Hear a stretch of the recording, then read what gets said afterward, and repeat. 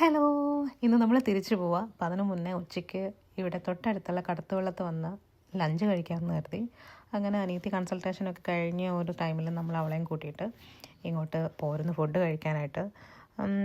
എപ്പോൾ വന്നാലും നമുക്ക് കൺഫ്യൂഷനാണല്ലോ, എന്ത് കഴിക്കണം എന്ന്. അപ്പോൾ വരുമ്പോൾ തൊട്ടേ ഇങ്ങനെ ഡിസ്കഷൻ നടന്നുകൊണ്ടിരിക്കുകയായിരുന്നു. അപ്പോൾ മീനും ഒക്കെ കൊണ്ടുവന്നു. നമ്മൾ ഈ മീൻ കണ്ടപ്പോൾ തൊട്ട് എനിക്ക് ഇത് കഴിക്കണമെന്നൊരാഗ്രഹം. അങ്ങനെ എങ്കിൽ പിന്നെ ഞാൻ ഊണ് വാങ്ങാം, അവർ ബിരിയാണി, മോന് ചിക്കൻ ഫ്രൈയും ബിരിയാണിയൊക്കെ വേണമെന്ന് പറഞ്ഞു. അപ്പോൾ എനിക്ക് അവനങ്ങനെ നമ്മൾ ബിരിയാണിയാക്കി. ചിക്കൻ ബിരിയാണി ആയിരുന്നു. പിന്നെ ചിക്കൻ 65 അങ്ങനെ എന്തോ ഓർഡർ ചെയ്തു. അതൊക്കെ വന്നു.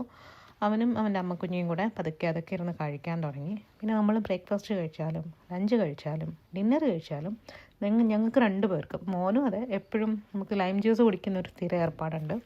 ചായ ഞങ്ങൾ അങ്ങനെ പ്രിഫർ ചെയ്യാറില്ല. ചായയും കോഫിയൊന്നും അങ്ങനെ ഞങ്ങൾക്ക് വേണ്ട. ഞങ്ങളുടെ ഫേവറേറ്റ് ഡ്രിങ്ക് ലൈം ജ്യൂസാണ്. അപ്പോൾ അത് ഒക്കെ ഓർഡർ ചെയ്തിട്ട് ഇരിക്കുമ്പോഴത്തേനും നമുക്ക് സദ്യ വന്നു. ശരിക്കും സദ്യ തന്നെ, ഒരുപാട് കറികളുണ്ട്. ശരിക്കും എൻ്റെ വീടിൻ്റെ അങ്ങോട്ടുള്ള പോലത്തെ ഒരു ടച്ചല്ല, വേറൊരു രീതിയിലുള്ള ഫുഡൊക്കെയാണ് കേട്ടോ. എന്ന് വെച്ചാൽ എല്ലാം അടിപൊളിയാണ്. പക്ഷേ ഇപ്പം ഓരോ കൊല്ലം ട്രിവാൻഡ്രം സൈഡിലോട്ടൊക്കെ ഡിഫറെൻറ്റ് ടേസ്റ്റ് അല്ലേ. അപ്പോൾ അങ്ങനെ കുറച്ച് വ്യത്യാസങ്ങളൊക്കെ ഉണ്ടെങ്കിലും അടിപൊളിയായിരുന്നു.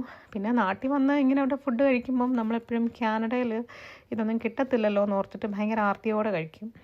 അങ്ങനെ സാമ്പാർ സാധാരണ എനിക്ക് പൊതുവേ ഇഷ്ടമേ അല്ല ചോറിലൊഴിച്ച് കഴിക്കാൻ. എങ്കിലും അതൊക്കെ എല്ലാം ഞാൻ ടേസ്റ്റ് ചെയ്തു കേട്ടോ. അപ്പോഴത്തേനും നമ്മുടെ കരിമീൻ പൊള്ളിച്ചത് വന്നു.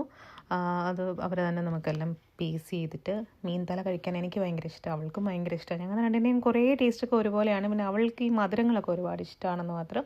അങ്ങനെ അടിപൊളി ഒരു ലഞ്ചൊക്കെ കഴിച്ച് കുറേ നേരം വർത്താനമൊക്കെ പറഞ്ഞ് പാക്കിംഗ് ഒക്കെ ഒരുവിധം കഴിഞ്ഞിട്ടേ ഉള്ളൂ. ഇനി പോയിട്ട് ബാക്കി ഇനിയും ചെയ്യാനുണ്ട്. അപ്പോഴത്തേന് ബില്ലൊക്കെ വന്നു.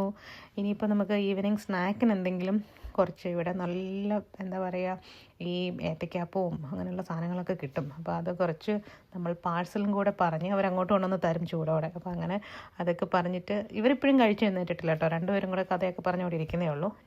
ഞാൻ അപ്പോഴത്തേനും പോയി കൈയൊക്കെ കഴുകി ബില്ലും പേ ചെയ്ത് സ്നാക്കിൻ്റെ ഓർഡർ കൂടെ കൊടുക്കാമെന്ന് വിചാരിച്ചു. അപ്പോൾ അത്രയുള്ള വീഡിയോ. Thanks for watching.